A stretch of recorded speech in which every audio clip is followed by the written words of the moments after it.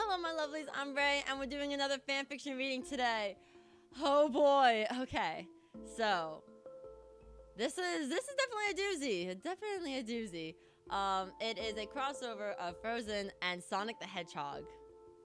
Yeah, that is definitely a bizarre concept that I am looking forward to reading, to be completely honest. Like, I don't know how it's gonna turn out or anything, but I don't even care at this point.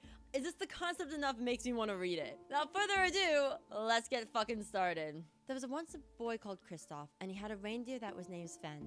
Together they worked in the ice harvesting system. Every day, both the young boy and the young reindeer came to the harvesting place and helped the ice harvesters in the mountain. And each day, as they worked, the harvesters chanted, "Born of cold and winter, air and mountain." Wait. It's the song. Hold on. I'm gonna sing this. Fuck you. Born of cold and winter, air and mountain rain combining.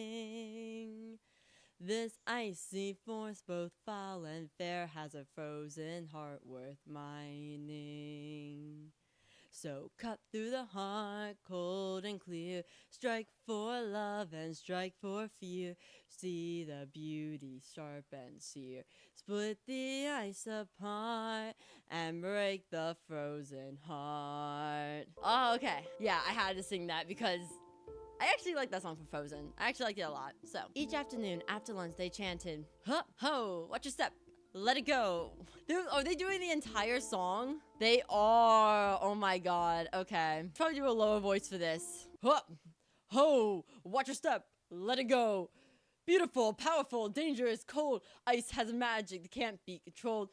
Stronger than 1, stronger than 10, stronger than 100 men. Hup. I'm only one person. I can't do all that. And by evening, as they were packing up with their ice and leaving, they finished their chant by saying, "Born of cold and winter, air and mountain rain combining. This icy force, both foul and fair, has a frozen heart worth mining. Cut through the heart, cold and clear. Strike for love and strike for fear. There's beauty and there's danger here. Split the ice apart. Beware the frozen heart." Okay. I think that's it. Almost every evening, Kristoff was only able to retrieve one chunk of ice before heading home, but he always knew that he would have better luck next time. Tonight, Kristoff ended up getting the largest cube that he had in the rest of his lifetime. As the other ice harvesters left for home, he boarded onto his single sled and started back home from the ice mine. Meanwhile, in the city of Arendelle, a young girl with white hair, a power of ice, and a blue dress was trying to get some sleep, and her younger sister, who had dark red hair and was 3 years younger than her, was trying to wake her up. "Elsa!" the younger one said to her sister. "Elsa, wake up! Wake up! Wake up!" "No," the older one groaned. "Go back to sleep, Anna." "But I can't," Anna protested. "The sky is awake, so I'm awake, and we must go play." Are they literally doing this by like the actual movie? Oh my fucking god. "Go play by yourself, Anna." And Anna fell over the edge of her sister's bed. She was disappointed for a little bit, but then ended up with higher spirits, for when she got back up to the bed and asked Elsa, "Do you want to build a snowman?" Elsa awoke after that question, and they ran to the archives of the palace, with Anna giggling all the time and Elsa trying to shush her, though she was excited too. "Do the magic! Do the magic!" whispered Anna excitedly. Elsa rubbed her fingers together and formed a little ball of ice in her hands. Anna looked in awe at what was formed. "Ready?" Elsa asked. Anna nodded, and Elsa threw the ball into the air, with it exploding into a lot of snowflakes. "This is amazing!" exclaimed Anna excitedly. "Check this out!" Elsa stomped her foot on the ground, and suddenly the floor underneath Anna and her turned into ice. The fun continued for a long time, even when they created a snowman together. "Hi, I'm Olaf," said Elsa, mocking a boy's voice. "And I like warm hugs." After almost 5 minutes, Anna fell into a snowdrift and jumped out of it. Elsa blasted a pillar of snow. Anna jumped again, and the next got taller. Anna jumped higher and more quickly until the point where Elsa started to get concerned. "Anna," she began to protest, "slow down." She blasted another pillar of snow, but just as quickly she slipped and fell. Anna jumped and Elsa blasted a bit of snow to try and catch her, but it was too late. The blast hit Anna straight in the head, and she fell the rest of the way, knocked out cold. Elsa was very worried indeed, and when she saw that Anna's hair had turned white in the spot where she hit, she called out, "Mama! Papa! Quickly!" She then started to cry, and everything that was made of enjoyment fell apart and was replaced with cold ice that covered almost the entire room. When their parents arrived, Elsa's father and mother were shocked. "My dear Elsa, what have you done?" exclaimed the queen, and the king said, "This has gotten way out of hand." "It was an accident," protested Elsa, and then she said to Anna, "Sorry, Anna." Her parents took Anna into their arms, and the queen remarked with surprise, "Oh my goodness, she's ice cold." "I know where we have to go," said the king. He then searched through the library and found a book. He then opened it, and out fell a single sheet of paper. It was a map of the country of where Arendelle was in. One of the places that was marked with an X was a mountainous region where no human lived in at all. So both parents took Anna and Elsa to this place on horseback as quickly as they could. Kristoff and Sven were on their way home, and suddenly both horses passed by quickly, and a trail of ice was following one of them. Ice? Kristoff wondered. He unlatched Sven from his harness, and they followed the trail. "Faster, Sven!" he said to his reindeer, and eventually came across a royal king and a royal queen and their daughter and another girl sleeping in the arms of a queen. Or you could have just said both their daughters. They hid behind a large boulder and then heard a man say, "Please help us, my daughter is in need." Suddenly, the rocks that were rolled stopped near where the king was and transformed into a lot of trolls. "It's the king," one of the trolls said, and the crowd remarked to themselves being around the king of Arendelle and the rest of the royal family. A path then opened, and another troll, who was much older than the others, walked towards the king and queen. "Trolls?" asked Kristoff to himself. The boulder that he was hiding behind turned into another troll who said in a French way, "Shush, quiet. I'm trying to listen." That's not French. How the fuck do you do French? Oh, well, yeah, I'm not even gonna... Fuck you with French. But then her attitude changed as she said, "Cuties, I think I'm going to keep you." That's her voice now. "Fuck you." "Your Majesty," said the oldest troll. Then referring to Elsa, he asked, "Born with the powers or cursed?" "She was born with them," the king said, "and they're getting stronger." "Let me see the young one," said the troll, and Anna was placed next to him. He then sighed with relief. "You're lucky it wasn't her heart. The heart is not so easily changed, but the head can be persuaded." He sounds kind of like Yoda. But the head can be persuaded." "Do as you must." Touching Anna's forehead, the troll said as he revealed many memories of Anna and Elsa's childhood, "I recommend we erase the thoughts of Elsa having powers, even memories of them, but I will leave the fun." He then wrapped up the memories and touched Anna's forehead. "There, that should do. She'll be okay." "But Anna will not know I have these powers?" asked Elsa. "It's for the best," answered her father. The trolls agreed, and bringing Elsa forward whilst showing the older princess her possible future, he said, "Elsa, your powers are amazing and is beyond imagination. You can use for good, but I also sense in it great danger. You must learn to control it. Fear will be your enemy." Anna was very horror-stricken and came back to her father scared. "No," the king said. "We can prevent that from happening. We'll protect her. She can learn to control it, I am sure. Until then, we will lock the gates, close the doors, limit the staff, limit her contact with people, and try to keep her powers away from much human contact. And for good, including Anna." And it was so. The reason that this was so was because when the old trolls said that fear would be Elsa's enemy, this was meant to be Elsa's personal fear. The king and queen misunderstood this as fear from other people. I mean, they weren't wrong, per se, you know? 2 years later, on June 23rd at night, the wind howled as a red-hooded figure ran with a basket in his or her arms. Wolves were chasing him or her. Suddenly, he or she saw a light in the distance, and with a last breath of energy, the figure dashed quickly towards what seemed to him or her the castle gates. The figure then placed the basket a few feet away from them, knocked on one of the doors, and ran away quickly. But he or she did not forget to say to the thing inside the basket, "Goodbye, my child. We'll meet again one day, and we'll never be separated again that day." The door opened a few moments later, and one of the palace guards found the basket, looked inside, closed it again, and took it to the bedroom where the queen slept in. He knocked on the door, and the queen said, "Who is it?" "It is I, Arthur, your highness. I am sorry to awaken you from your sleep, but I have found this basket near the palace gate and some sort of note on the cover as well." The queen lit her lantern and opened the door. "It's 3 o'clock in the morning," she said.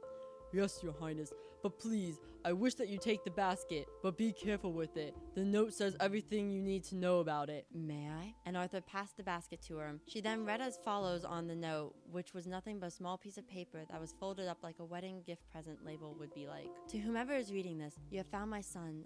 I beg of you to look after him while I am gone, but I will return someday. Until then, would you look after him for me? He means everything to me. FYI, his name is Sonic the Hedgehog. Oh boy! Here we go! This is where the real fun starts! And he is 1 year old. You'll find out why that's his name later on, but for now, I look forward to meeting you in the future. Sincerely, Anonymous. Oh boy! She opened the basket and found another note on the baby blue blanket that was covering a small blue hedgehog. And right next to it, there was a bundle of red shoes, socks, a ring, called the power ring, and a large green gem. And the note read as follows. P.S. These shoes, socks, and gloves will be for Sonic when he gets older. Trust me, he will need them, especially the shoes. And the ring and gem that are packed in with him, well, they'll be useful one day, but keep it in a protected area until Sonic is 15 years old. Sincerely again, Anonymous. What the ever-living fuck am I reading? The queen took pity on the young blue hedgehog, and then, the next morning, she talked to the king about it, and they both thought it would be best if the hedgehog was dressed to look like a human when around a large gathering. They agreed that if Sonic started to go at a very fast speed that they thought he could run up to, possibly 65 miles per hour, he should stay secure in another room other than Elsa's and Anna's. However, Sonic was allowed to come out of his room at any time that pleased him. He and Anna would be able to play with each other and have some great enjoyment, even though it probably would have been best if Elsa was still around. They decided to introduce him to his new sisters, and that was probably the only time Elsa was able to come out of her room for some time. What? I have so many questions right now. Holy shit. One day when it was snowing outside, Anna would get very excited. She would run to Elsa's new room and say to her, "Do you want to build a snowman? Come on, let's go play." Oh wait. I wanna do this. I wanna sing this. Do you wanna build a snowman? Come on, let's go and play. I never see you anymore. Come out the door, it's like you've gone away. We used to be best buddies, and now we're not. I wish you would tell me why. Do you want to build a snowman? It doesn't have to be a snowman. Elsa would say, "Go away, Anna." "Okay, bye." And Anna would walk away. That was their typical conversation. You know I'm gonna sing the songs if there's gonna be an opportunity for... I know them still.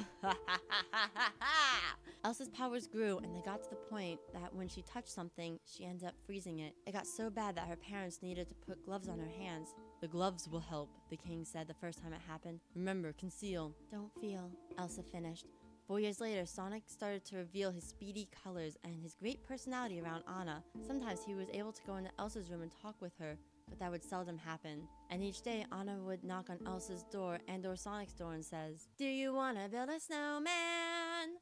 Or ride our bikes around the hall? I think some company is overdue. I started talking to the pictures on the wall." She would turn to one of the pictures and say, "Hang in there, Jonah." And she would then continue saying to either her sister or adopted brother, "It gets a little lonely, all these empty rooms, just watching the hours tick by." And often Sonic would come out and try to convince Elsa to come out with him. But as 7 more years progressed, Elsa got more and more afraid of hurting her parents, and Sonic was concerned he might destroy parts of the castle as well. Later on, Anna and Sonic were excited that the king and queen would be going to another country to do some business. "We'll see you again in 2 weeks," Anna said excitedly, giving her parents a hug. "I hope nothing bad happens to you," agreed Sonic, still concerned that he would never see them again. Fucking psychic over here or some shit? By this time, he was already 12 years old, and a few more months later would be his 13th. Elsa was even more concerned about her parents than Sonic or Anna combined. She bowed to them and asked, "Are you sure you have to go?" "You'll be fine, Elsa," the king assured her. "Well," said Sonic, "at least let me go with you to the boat so I can ensure you can come home safely." "That would work, Sonic," the queen said. "But before we leave, we need to change your appearance. Nobody wants to see a blue hedgehog walking around with the king and queen of Arendelle wishing them farewell. We need to make you like a human being." "How are we gonna do that?" the hedgehog asked. God, that fucking voice. "Your hairdresser, Francine, will help you with your hair, while John, our cosmetics man, will make it so that you look like a human, and you shall have these royal robes on, as well as these shoes and gloves." Cosmetics man? Hairdresser? What kind of fucking name is... Okay. Okay. No, this is their own world. I'm not gonna judge them. I'm not gonna... I'll follow the logic for now. I'm goddamn confused, but I'll follow it. As she spoke, she showed Sonic his new shoes and the gloves as well as his new robes. Sonic quickly got to work on getting dressed. It took him almost 1 whole minute to get ready with the hairdressing part. This was the most difficult task, for Francine had to use a lot of bobby pins to keep his hair in place in one spot. 1 minute? Bruh. Are you sure you don't mean an hour? Cause like, bruh, even my hair takes longer than a minute. My hair takes like a while. But like, I would imagine putting on a wig on fucking Sonic the Hedgehog would take longer than a fucking minute. Let's be real here. Finally, John was able to get the wig to place over Sonic's ears and across Sonic's hair. Then he added a lot of makeup and a mask to cover his eyes so that he looked like a human. Sonic then left with his parents and told them farewell one last time. Little did he or his sisters know that halfway through their trip, the ship would be caught in a raging torrent and it would sink with all the passengers on her. It was very tragic when the news came back that the king and queen had died on their trip. At the funeral, Sonic, renamed Richard to avoid suspicion, suffered the most grief because he was the last one to see them alive again. Anna and Elsa suffered the same amount of grief as well because the king and queen were their parents. That evening, Sonic tried to talk to Elsa into thinking about the positive things that happened when they were around, but it was easier said than done. Both of them were still very sad. As Sonic exited Elsa's room, he saw Anna coming down the hall. "Is Elsa doing okay?" she asked. For answer, Sonic shook his head sadly and said, "The king and queen were the only people he felt secure around, besides ourselves and you, Anna. Now that our parents are gone, she is the queen of Arendelle." God, that voice. He then turned sadly away to his room. "I'm sorry, Anna." I give up on this voice. "So am I," agreed his sister. She knocked on the door to Elsa's room and said, "Elsa, please, I know you're in there. People are asking where you've been. They say have courage, and I'm trying to. I'm right out here for you. Just let me in. We only have each other. It's just you and me. What are we going to do?" She slumped down and asked sadly, "Do you want to build a snowman?" But Elsa didn't reply. She burst into a flood of tears and felt more grief than anyone could possibly imagine.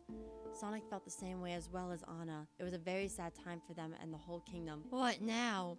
Sonic pondered to himself sadly. He and his sisters didn't know what to do after this tragedy. I don't know what the fuck that reads. Oh my god, that was... Whew, that was long. Alright, I'm not gonna read another chapter of this. I mean, if you want me to read more of this, definitely let me know in the comment section below. I could read more of this. I mean, it's actually, like, the line of logic is fucking weird and bizarre, but I'm actually kind of enjoying it. I'm into this story. I'm definitely into it. I will read more if y'all want to listen to more of that bullshit, and listen to me singing fucking Frozen songs, which I may not have to listen to the soundtrack again to. But alright, yeah, thank you guys so much for watching. Let me know what you think about the story in the comment section below. Let me know if you want me to read more of this. Recommend me other stories, because I'm always on the lookout for stories maybe that aren't as bullshit as this, or maybe even more bullshit than this. I don't know. Like, seriously. I'm always looking for random ass shit to read. Don't forget to leave a like, comment, subscribe, check out my other videos. Don't forget to make bad life choices, and I'll see y'all next time. Goodbye, my lovelies.